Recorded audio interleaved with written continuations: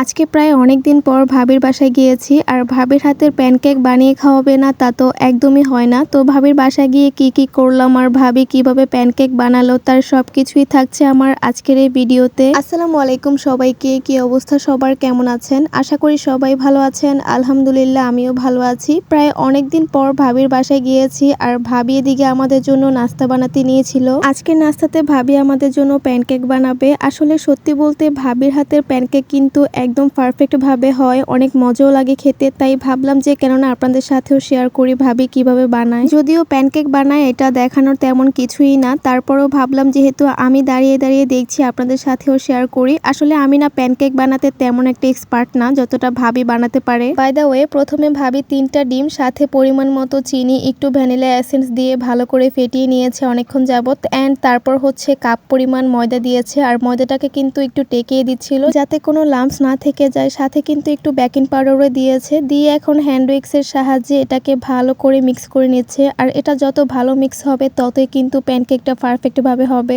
And তারপর হচ্ছে এই বেটারটার সাথে ভাবি 1 কাপ পরিমাণ লিকুইড দুধও অ্যাড করেছে। পরে ভাবলো যে পাউডার দুধ যেহেতু আছে একটু পাউডার দুধও অ্যাড করে দিয়ে এতে করে খেতে আরো বেশি মজা লাগবে। আর সত্যি বলতে এই দুধটা নেওয়ার পর আমার মন চাচ্ছিল যে পুরো বয়াম সহকারে খেয়ে ফেলি। আমার দুধ কিন্তু অনেক বেশি পছন্দের একটা খাবার। ছোটবেলা থেকে কিন্তু পাউডার দুধটা আমি অনেক বেশি পছন্দ করি। আম্মু যখনই আমাকে টিফিনের জন্য টাকা দিত তখন কিন্তু আমি দোকান থেকে এই দুধ কিনে খেতাম 10 টাকা প্যাকেটের। যাই হোক, তারপরে সবকিছুই রেডি হওয়ার পর ভাবি চলে আসলো এখন প্যানকেকটা বানানোর জন্য। আর এদিকে কিন্তু অলরেডি একটা দিয়েছে, দেখেন মাশাআল্লাহ কত সুন্দর করে প্যানকেকটা হচ্ছিল। সবাই দেখে কিন্তু মাশাআল্লাহ বলতে একদমই ভুলবেন না। আসলে সবসময় কিন্তু সবকিছু পারফেক্ট ভাবে সুন্দরভাবে হয় না, তবে ভাবির হাতের প্যানকেক কিন্তু মাশাআল্লাহ অলওয়েজই সুন্দর হয়। আর আমার কাছেও কিন্তু দেখার পর বেশ ভালো লাগছিল। আমি দাঁড়িয়ে দাঁড়িয়ে দেখছিলাম ভাবি কিভাবে কি করে। এই যে আমি দাঁড়িয়ে দাঁড়িয়ে লাইক উঠাচ্ছিলাম আর ভাবি আমাকে নিয়ে প্রচুর হাসছিল। এন্ড তারপর ভাবি সবগুলো প্যানকেক একইভাবে বানিয়ে নিয়েছে আর অল্প একটু বেটার আছে, সেগুলো বানালেই হয়ে যাবে। তো গরম গরম বানানোর পরই হচ্ছে আমরা সবাই মিলে সেখানে খেয়েছি।